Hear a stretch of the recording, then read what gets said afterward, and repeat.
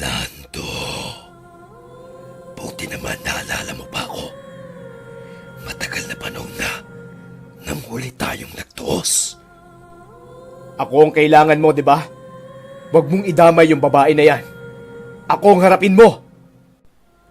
Madali lang sabihin yan, Lando. Tanggalin mo lahat ng gamit mo. Titigil ko to. Tatanggalin ko lang yung gamit ko kapag iniwan mo na yung babae na yan. Nahihibang ka ba? Anong palagay mo sa akin? Uto-uto? Hindi ka nga ba uto-uto? Merong biglang itinapal si Kalando sa ulo ng babae. Kulay brown ito na papel. At meron itong drawing na parang sinag ng araw. Nakasulat ito gamit ng gintong tinta. Ha? Anong nangyayari? Bakit merong bakal dito? Bakit may kulungan dito? Anong ginagawa mo? Alisin mo to, Lando! Ayaw mong makinig, di ba? Tama yan. Makulong ka dyan. Sa oras na gusto mo nang magbago, papakawalan kita. Sa palagay mo ba, pupunta ako dito nang hindi handa? Diyan ka nagkakamali, Lando. Maaaring nakulong mo na ako. Hindi na ako nag-iisa ngayon. Tandaan mo yan. Humanda ka sa mga paparating sa'yo. Puro kasatsat. Manahimik ka na lang dyan. Pagkaalis ni Kalando nung hawak niyang papel, bigla na lang hinimatay yung babaeng pasyente. Tapos yung gintong tinta kanina sa papel na brown, naging kulay itim ito na para bang merong mga rehas. Ang sabi naman ni Kalando doon sa babaeng pasyente, hindi na daw siya gagambalain pa ni Constancio. Pero binalaan niya ito na mag-ingat. Huwag pupunta sa mga lugar na alam niyang pinamumugara ng mga elemento, lalong-lalo na sa kagubatan. Matapos nun, kaagad po akong kinausap ni Kalando. Ang sabi niya po sa akin, kailangan ko pong kumuha ng mga damit sa bahay. Doon daw po muna ako titira sa bahay niya ng ilang araw. Mahirap na daw at baka madamay pa yung ibang tao. Ako daw po kasi ang pinakamalapit sa kanya ngayon. Kaya naman, damay ako sa hidwaan nila ni Constancio. Magdidilim na ni Nuno nung umuwi ako sa bahay namin. Pero papauwi pa lang ako, napapansin kong merong sumusunod sa akin. At dahil sa tensyon ng araw na ito, inilabas ko na yung mutya ko. At nag-orasyon ako ng kaunti para sa proteksyon. Wala naman pong problema sa mga magulang ko nung sinabi kong kinakalando po muna ako tutuloy. Basta lang daw, mag-ingat ako at palaging magdarasal. 8:00 ng gabi ni Nuno, pabalik na ako sa bahay ni Kalando. Sa ilang minutong paglalakad, wala naman akong nararamdamang kakaiba. Payapa yung buong kapaligiran. Pero napapansin kong weirdo yung kapayapaan nun. Kasi parang hindi ako gumagalaw sa pwesto. Paulit-ulit yung pakiramdam. Umuulit yung hangin at umuulit din yung buong kapaligiran. Nung napansin ko ito ni Nuno, kaagad akong huminto. Bumuelo ko ng orasyon. Pero bago ko pa man matapos yon, merong napakalakas na pagaspasang tumama sa akin. Tumilapon ako sa may palayan at nung paglapag ko doon, merong malaking baboy na hinihila yung damit ko. Pilit akong dinadala nito sa gitna ng palayan. Habang yung malaking ibon naman, paikot-ikot lang ito sa langit. Nagulat na lang po ko ni Nuno nang biglang tumilapon yung malaking baboy. Umangil ito na parang umiiyak at mabilis na tumakbo. Habang yung malaking ibon naman po, bigla na lang din nawala. Pagtingin ko naman sa balikat ko, merong maliit na tao doon na kulay puti. Kumaway ito sa akin ng panandalian at biglang nawala. Kaagad naman akong tumakbo sa bahay ni Kalando pagtapos noon. Nagulat na lang ako pagkarating ko doon. Si Calando, nakaupo sa labas. Hawak-hawak niya yung tagiliran niya at meron itong 2 malaking kamot sa braso niya. Kaagad niyang ipinakuha sa akin yung langis na nasa altar. Saksing buhay ako dito, Ninuno. Kitang-kita ng 2 mga mata ko. Pagpahid ni Calando nung langis, nawala na rin bigla yung sugat niya. Pesteng mga aswang! 10 yung sumugod dito. Buti na lang nagulpi ko yung lahat. Pero muntik na ako doon. Ano po? 10. Ako din po, Calando. Nilusob ako ng malaking ibon. Saka, meron pong malaking baboy. Mabuti na lang po dumating yung kaibigan ko. Alam ko, Mark. Kaya nga hindi ako nakapalag eh. Ang sabi sa akin, papatayin ka. Mabuti na lang, naabisuhan ako nung kaibigan mo na ayos ka na. Ano po bang nangyari, Calando? Ayon sa kwento niya, meron daw 2 lalaki. May kalakihan daw ang mga ito at nanghihingi ng tubig. Alam na ni Calando kung ano sila. Nagpanggap na lang siya na hindi niya alam. Nung makalapit siya, binuhat niya yung 2 malaking lalaki. Hinawakan niya ito sa damit, tapos itinapon sa kabilang kalsada. Kaagad daw nagbago yung itsura nito. Tumubo yung mga pangil at humaba yung mga kuko. Bigla naman daw nagsulputan yung iba pa nilang kasama. Merong malaking aso ang lumusob kay Calando. Tinadyakan niya lang daw ito at kaagad tumalsik. Mano-manong hinarap ni Calando yung iba pang mga aswang. Karamihan sa kanila, isang suntok lang ni Calando tumatalsik na. At nung wala na daw magawa yung mga aswang, nagsalita na yung isa sa kanila.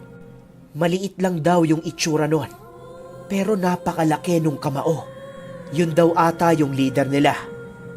Ang sabi nito, wag na daw lumaban si Calando dahil papatayin daw nila ako. Kaya naman nagbaba ng depensa si Calando. Kaagad siyang nilusob nung aswang na may malaking kamao.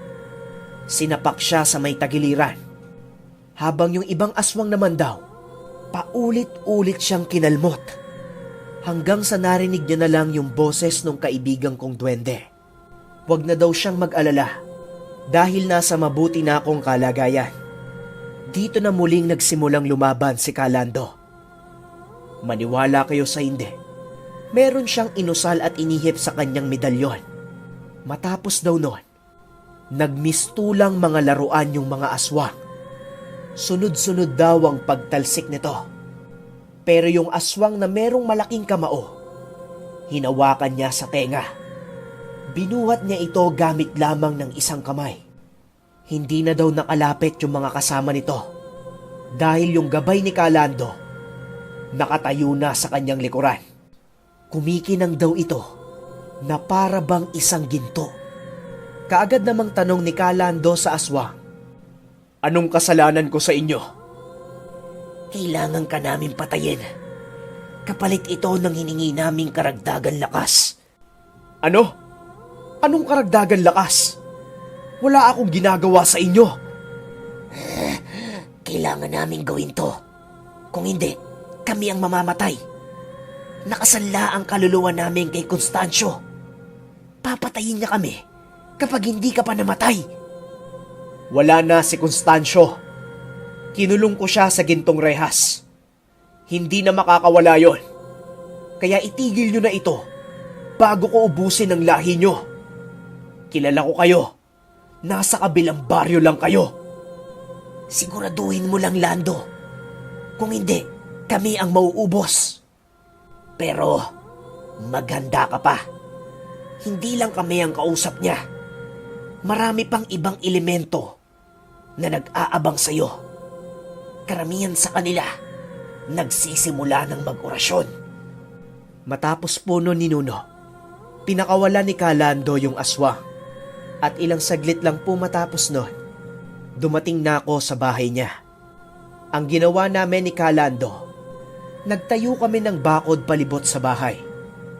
Matapos nun, merong inihalo si Calando na kulay itim na tangkay Doon sa may insenso, pinausok niya ito sa mga bakod na ginawa namin. Meron pang inilagay si Kalando sa 4 na sulok ng bahay. Hugis triangulo ito na nakadrawing sa isang puting papel gamit ang kulay pulang tinta.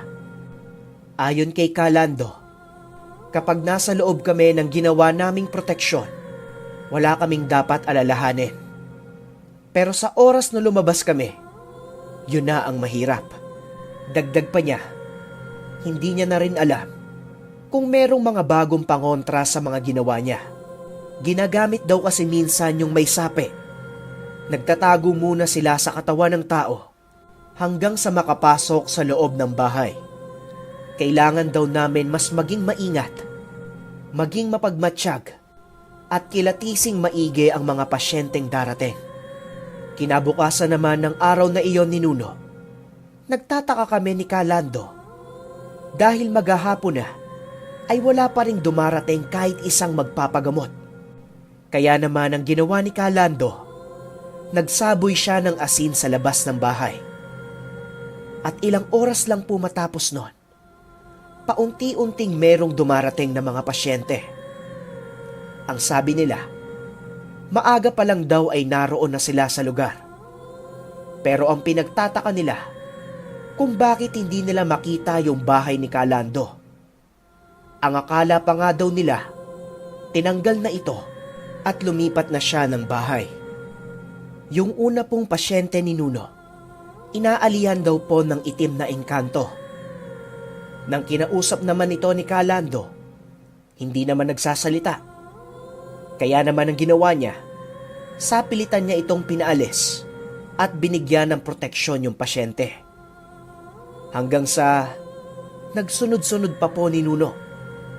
Halos araw-araw, iba't ibang klasing elemento ang nakakasagupa ni Kalando. Pansin ko sa kanya na nanghihina na siya sa mga ginagawa niya. Sunod-sunod kasi na pasyente yon. Halos hindi na siya nakakapagpahinga ng maayos. Paminsan din, hindi na rin siya nakakapagpondo ng dasal. Kaya naman sa palagay ko, nauubusan na si Kalando. Hanggang isang gabi po ni Nuno, bigla na lang itong umupo. Nagpakuha siya ng tubig sa akin. Alam niya na daw ang ginagawa ni Constancio. Unti-unti daw nitong inuubos ang lakas niya. Hanggang sa manghina siya at tuluyang bumaba ang depensa. Nabanggit din po kasi ni Kalando nung gabing ito na sa bawat pasyente na nililigtas niya, kalimitan ay binibigay niya rin ang kaunti ng buhay niya roon. Kailangan niya raw makapagpahinga at magdasal ng taimtim upang mabigyan siya ng karagdagang lakas. Isang beses daw sa isang taon, meron siyang pinupuntahan na isang waterfall sa may kabundukan. Doon niya ginagawa ang pagkiklensing ng katawan at pagpopondo ng kanyang gamit. Mula daw kasi sa kalikasan ng suot niyang medalyon. At ganoon na rin po yung suot ko. Mahalagang kumukonekta kami sa kalikasan para madagdagan ang lakas nito. Ang sabi po ni Kalando sa akin, bukas daw po pupunta kami sa lugar na yon. Ang problema nga lang po ni Nuno, lalabas kami doon sa proteksyon namin. Binalaan ako ni Kalando na maghanda para bukas. Gawa ng hindi kasi kumpleto ang kanyang lakas. At panigurado, sasamantalain ito ng mga nag-aabang sa kanya. Sa ilalim naman ng kama ni Kalando, meron siyang kinuwang kulay itim na itak. Sobrang purol na nito ni Nuno. Inusalan nito ni Kalando at pinatago sa akin. Dalhin ko daw ito pag alis namin bukas. Hindi naman ako nakapagsalita ni Nuno. Gawa ng humiga na kasi si Kalando at mukhang pagod na siya. Pero meron po kong agam-agam sa aking isipan. Anong magagawa ng itak na ito? Para kasing pag pinalo ko ito sa kahoy, masisira na lang yon. Kinabukasan naman po ni Nuno, 5:00 ng madaling araw, nagtungo na po kami ni Kalando sa bundok. Medyo malayo po yung nilakad namin. Halos 7:00 na po ng umaga nang makarating kami roon. Si Kalando naman po, kaagad itong naligo. Maya-maya pa, umupo na lang siya sa isang gilid at pumikit. Habang ako naman po, ini-enjoy ko yung ganda ng lugar. Malaparaiso po kasi talaga ito. Buhay na buhay yung lugar. Ilang saglit pa po ni Nuno, tinapik na ako ni Kalando sa bandang likuran. Kailangan na daw naming bumalik sa bahay. Umahon naman po ko kaagad, kahit na gusto ko pa sanang magtagal doon. Napakaganda kasi talaga ng lugar. Kaso nga lang po ni Nuno, pagtingin ko sa bandang sulok, naroon pa rin si Kalando. Nakapikit pa rin po ito at nakaupo. Hindi ko alam ang gagawin ko nito ni Nuno. Kung lilingunin ko ba yung kumausap sa akin o tatakbo na lang ako. Unti-unti akong nakakarinig ng angil sa likuran ko. Sumigaw na lang ako ng napakalakas. Kalando! Pagdilat po ni Kalando, tinaas na lang yung kamay niya. Pagtapos po nun, narinig ko na lang na biglang tumalon sa tubig yung nasa likuran ko. Ang sabi naman po ni Kalando, "Kunin mo yung itak mo, Mark. Dalian mo!" Kaagad po akong tumakbo para kunin yon. Habang si Kalando naman, nagulat na lang ako. Bigla siyang tumalon sa may tubig. Hawak-hawak ko lang yung itak ko nito ni Nuno. Nag-aantay ako kung meron bang lalabas. Hindi ako magdadalawang isip na itarak dito yung itak. Ilang saglit pa po ni Nuno, nakita ko na lang po si Kalando na hirap umahon. Meron pong 2 kulay berde na nilalang ang pilit na humihila sa kanya pababa. Mark! Mark! Tagain mo! Bilis! Dali-dali po akong pumunta dito ni Nuno. Pagtara ko po nung itak na inaakala kong mapurol, bigla itong bumaon sa braso ng kulay berdeng nilalang. Sumigaw ito ng napakalakas at biglang lumusong sa ilalim. Kaagad ko naman pong tinulungan si Kalando matapos nun. Lugi daw siya sa ilalim ng tubig. Lugar daw nila yon. Ang tanong ko naman sa kanya, "Bakit po ba kasi kayo lumusong, Kalando?" Ay, nakuha Mark. Nakuha sa akin yung gintong rehas ni Constancio.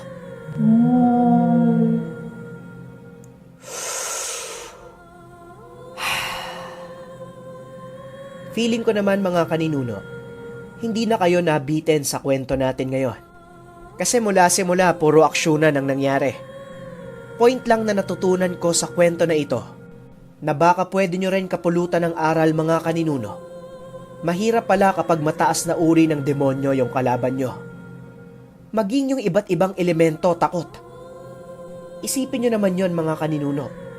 Nagtulong-tulong na ang mga ito para pabagsakin si Kalando. Mabuti na lang, sadyang napakalakas lang talaga nito. Saka, ang nakikita ko, sobrang dedicated nito ni Kalando. Alam niya na sa sarili niya na mababawasan yung buhay niya sa ginagawa niya. Tapos, sa panahon pa ng kailangan niya ng lakas.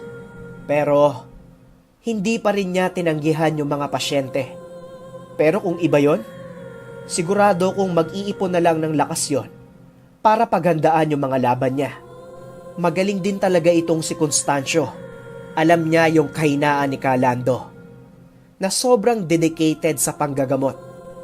Kaya naman mga kaninuno, mas nakikita natin talaga ngayon na yung panggagamot, sakripisyo ito para paglingkuran ng ibang tao.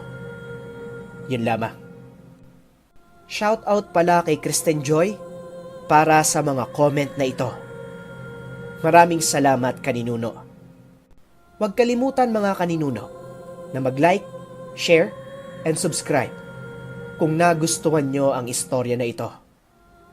Kung interesado naman kayo sa kaalaman for self-improvement, subscribe din po kayo sa channel ng Supremo Nandyan po yung link sa description. Mag-upload po ako dyan mamayang hapon. Kung gusto nyo naman pong magbahagi ng mga kwento, nariyan po sa description box ang aking Gmail account. Send lang po kayo ng kwento.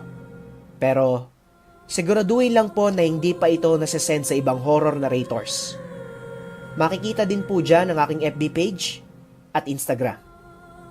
Yun lamang. Lagi lamang natin tandaan mga kaninuno, ang masyadong paniniwala sa supernatural ay ginagawa tayong ignorante. Ngunit ang masyadong pagdepende sa siyensya at lohika ay ginagawa tayong arogante. Hanggang sa muli. Bye! Maraming salamat sa mga comments na ito mga kaninuno.